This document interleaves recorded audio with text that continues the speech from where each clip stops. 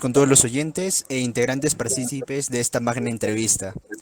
Nos es grato presentar al distinguido abogado Cristian Joel López Arana, especializado en materia penal, defensa penal eficaz. Quien les habla es el estudiante del cuarto semestre académico de la carrera profesional de Derecho, Johan Roberto Quispe Mesa. Le cedo la palabra al doctor Cristian Joel López Arana para que quizás nos pueda dar algunas palabras.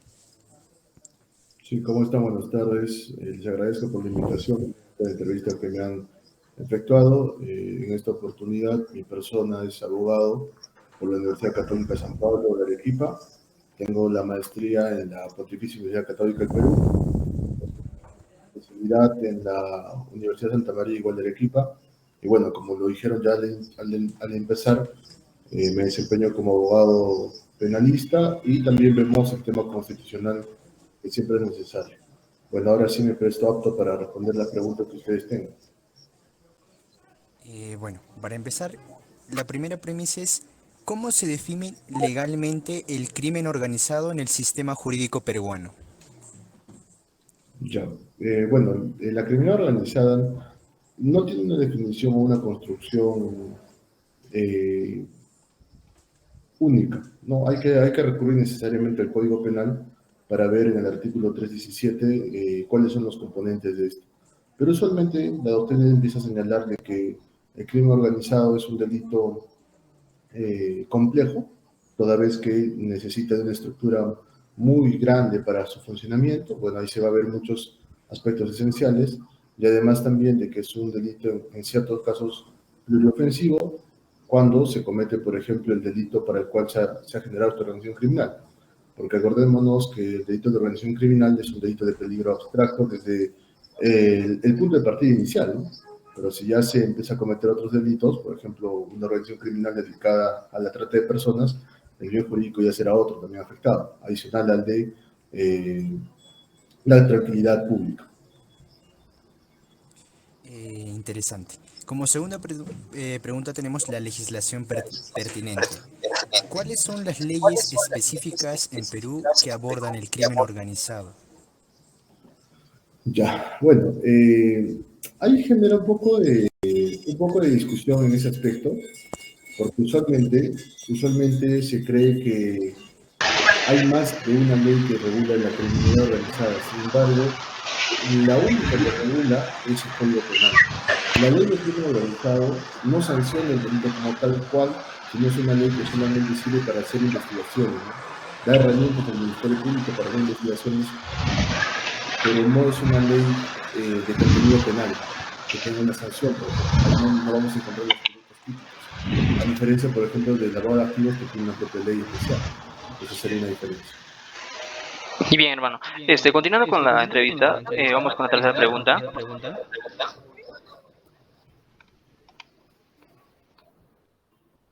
Sí, te escucho. ¿Cómo se lleva a cabo la investigación y persecución de casos de crimen organizado en el Perú?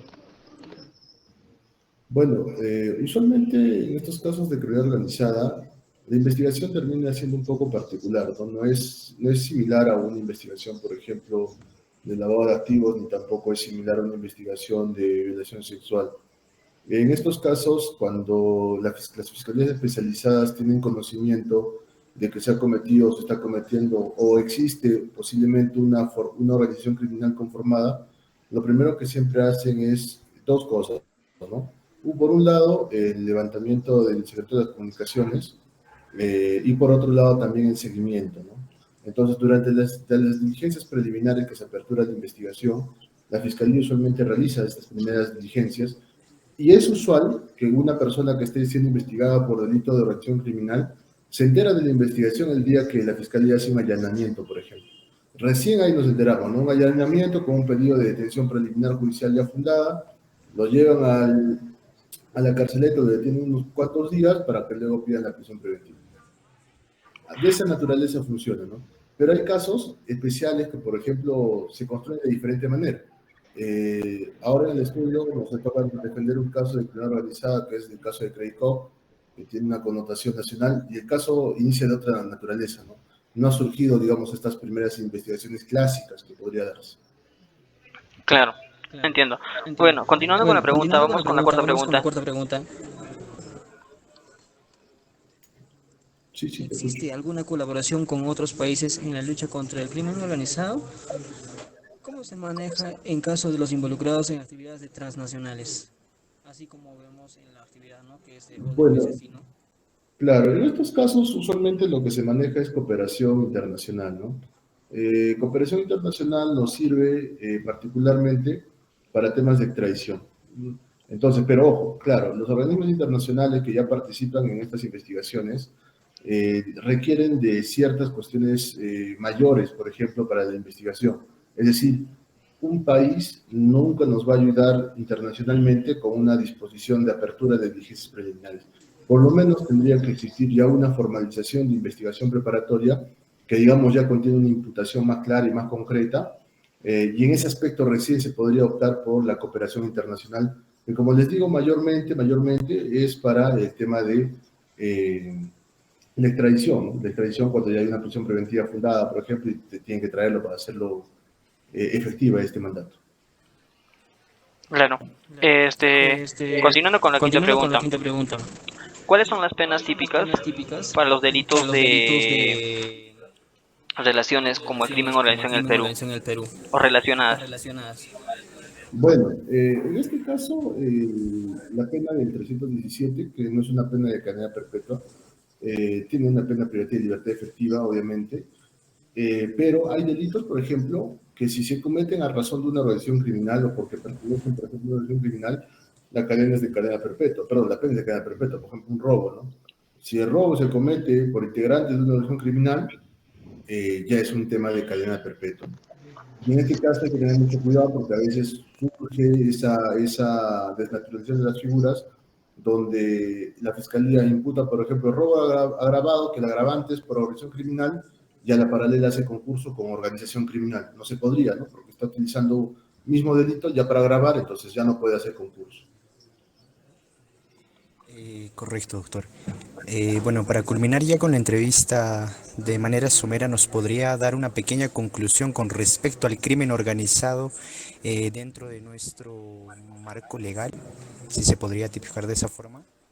Sí, claro, miren, el crimen organizado, como lo hemos dicho al principio, es un delito de investigación muy compleja. Usualmente estas investigaciones, como también lo prevé el mismo Código Procesal Penal, es una investigación de años. Los juicios también en estos casos son juicios de años.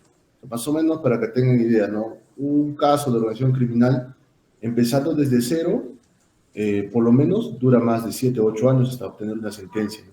Si apelan, mucho más. Ahora, esta proyección de tiempo también es así de prolongada, porque usualmente, como es organización criminal, los procesos se instalan, los juicios se instalan contra 40, 50 imputados. Entonces, es bien complejo el trabajo y obviamente la labor también que nosotros vamos a realizar como abogados es también de esa naturaleza.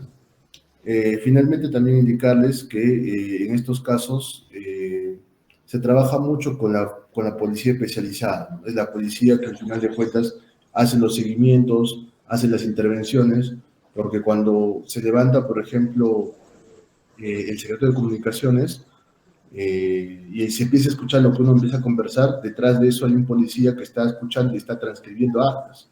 Entonces es toda una logística muy grande que hay que realizar. Eso sería todo. No tengo algo más que agregar, no sé si ustedes tienen alguna otra pregunta. Bien, de alguna otra manera, hemos terminado con la entrevista, ¿no? De la parte, de manera grupal, le agradecemos por su tiempo prestado y la asistencia en esta entrevista. Eso sería todo por hoy. Muchas gracias, Cristian. Listo. Gracias a ustedes, gracias a Juan Carlos, ya nos vemos. Listo, Hasta chao. luego. Hasta luego. Hasta luego.